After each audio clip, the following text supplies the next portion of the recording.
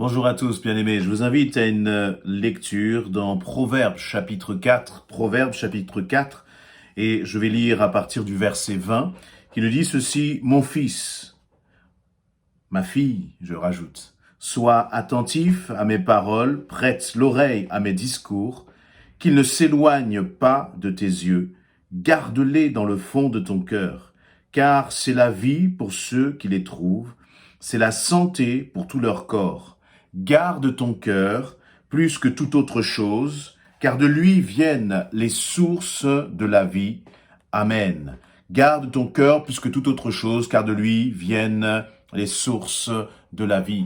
Encore tout récemment, je me suis levé un matin et j'avais quelques pensées qui étaient un peu des pensées où je commençais à ressasser tout ce que j'avais à accomplir dans la journée. Peut-être que certains aussi combats, difficultés dans le travail.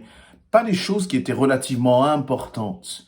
Mais je sentais dans mon cœur que ces pensées étaient comme des petites graines de doute, des toutes petites graines d'inquiétude, et qui commençaient à tourner tout doucement.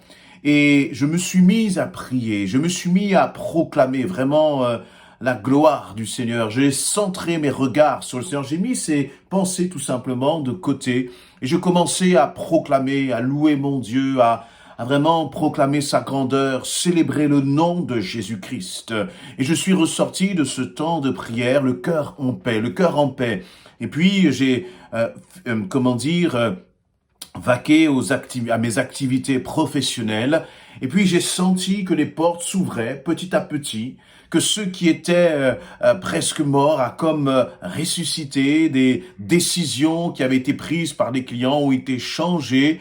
Et c'est comme si, en fait, à ce moment-là, je sentais comme, vous voyez, des nuages qui commencent à s'écarter, des nuages qui commencent à s'éloigner. Et puis vous commencez à sentir, c'est une symbolique, mais comme les rayons du soleil vous éclairer et vous faire du bien. Et j'ai senti comme la présence du Seigneur vraiment, prendre toute la place. J'ai senti comme le Seigneur prendre le contrôle sur les situations. Et qu'est-ce qui s'est passé, en fait?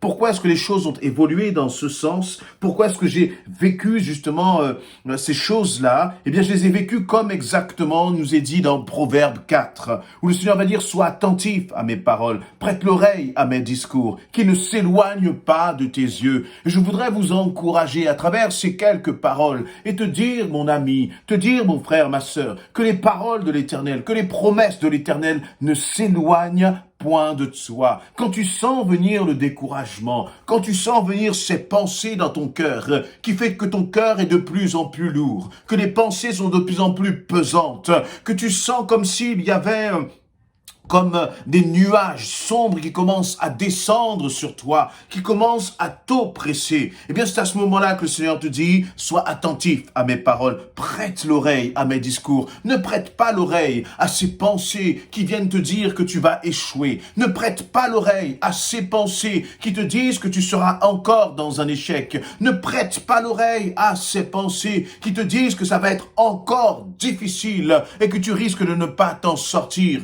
Mais au contraire, sois attentif aux paroles de l'Éternel. Sois attentif aux paroles de ton bon berger, parce que le Seigneur est là. Il va dire dans ce verset 20 qu'il ne s'éloigne pas de tes yeux, que ses paroles ne s'éloignent pas de tes yeux. Vraiment, garde-les près de ton cœur. Amen. Que les discours de l'Éternel, que les paroles de l'Éternel ne s'éloignent pas de tes yeux. Que tes yeux restent rivés sur la parole de Dieu. Que tes yeux restent rivés sur les promesses de l'Éternel. Et tu verras comme ton cœur va être léger. Il va falloir que tu actives ta foi. Il va falloir que tu te redresses et que tu dises: Seigneur, je proclame ta majesté. Seigneur, je proclame ton autorité. Je proclame ta paix dans ma vie. Seigneur, je proclame, toi qui m'as dit: réjouissez-vous toujours en Jésus-Christ. Alors il va falloir que tu proclames cela et que tu saisisses ces paroles par la foi. Et tu verras que petit à petit, les nuages vont s'écarter. La première chose qui va se passer, en fait, ce n'est pas forcément que les circonstances vont changer, mais la première chose qui va se passer, c'est que déjà ces pensées vont s'éloigner. Et les pensées de l'Éternel vont reprendre leur place dans ton cœur. Lorsque tu vas commencer à tourner tes regards vers le Seigneur, la première chose qui va changer, c'est comme l'atmosphère dans ton cœur, l'atmosphère dans tes pensées. Il va y avoir une atmosphère de paix qui est l'atmosphère de notre Seigneur. Amen. Qui est l'atmosphère du Tout-Puissant qui veille sur toi. C'est l'atmosphère du Père éternel, de ce Père divin, de ce Père parfait qui se penche sur ta situation parce que en proclamant son nom, tu auras décidé de placer ta paix en lui, ton assurance en lui et de ne plus regarder aux circonstances. Verset 22, je continue, il va dire, car c'est la vie pour ceux qui les trouvent, pour ceux justement qui gardent les paroles de l'Éternel au fond de leur cœur, pour ceux qui veillent sur ces paroles précieusement. Le Seigneur dit, c'est la vie. Et j'aime cette expression, c'est la vie. Pourquoi? Elle résonne d'une façon particulière. Nous sommes dans un temps avec ce temps de pandémie, de Covid, où on est soit confiné, soit il y a des nouvelles de confinement, soit on va nous annoncer un confinement où il y a le couvre-feu, les vies sont bousculées. Eh bien, nous voyons dans l'actualité que les taux de dépression sont en train de monter comme jamais. Les taux de personnes qui ont besoin de consulter des psychiatres, consulter des psychologues parce qu'ils se sentent mal, parce qu'ils se sentent oppressés. Et ça répond vraiment à cette parole qui dit, eh bien, qu'il y a un rapport, bien sûr, entre ta pensée. Il y a un rapport entre ce qu'il y a dans ton cœur et la maladie et la dimension, j'allais dire, de ce qui va se passer dans tes os même. Il nous est dit là que, eh bien, c'est de ton cœur que viennent les sources de la vie. Qu'y a-t-il dans ton cœur? Ne te laisse pas piéger par l'ennemi de ton âme. Ne te laisse pas avoir par ces pensées qui voudraient te rabaisser, qui voudraient te briser, qui voudraient te casser. Mais réagis et saisis la main de l'Éternel. Car il dit, c'est la vie pour ceux qui les trouvent. Il y a comme les pensées de l'Éternel sont comme une sève qui te fortifie. C'est comme une sève qui te renouvelle, qui te remette d'aplomb, qui te remette sur pied. Et le Seigneur te dit, va de l'avant, continue, avance. Dans le projet peut-être dans lequel tu t'étais engagé et puis tu commences à te décourager, le Seigneur te dit, persévère, n'abandonne pas. Mais pour cela, ta force, ton énergie, eh bien, elle ne vient pas de ta propre capacité, mais ton énergie, ta capacité à avancer, elles viennent parce que tu vas te cacher en Christ. Elles viennent parce que tu vas t'appuyer sur les promesses de l'Éternel. Et c'est les promesses de l'Éternel qui sont un baume pour ta santé, qui sont un médicament pour ton cœur. Il dit, car de lui viennent les sources de la vie. Et quand on commence à passer, à se remémorer les promesses de l'Éternel, quand on commence à tourner ses regards vers lui, eh bien, on est comme arrosé de sa présence. On sent comme une source qui coule sur nous et qui nous rafraîchit et qui nous dit à l'intérieur, vas-y, relève-toi. Continue d'avancer, le combat n'est pas terminé. Et vraiment, lorsque je suis sorti de ce temps de cœur à cœur avec mon Seigneur, j'étais changé, mes pensées étaient en paix, j'ai fait simplement mon travail comme je le fais chaque jour, comme je le fais d'habitude. Sauf que maintenant, j'ai senti que dans cette situation,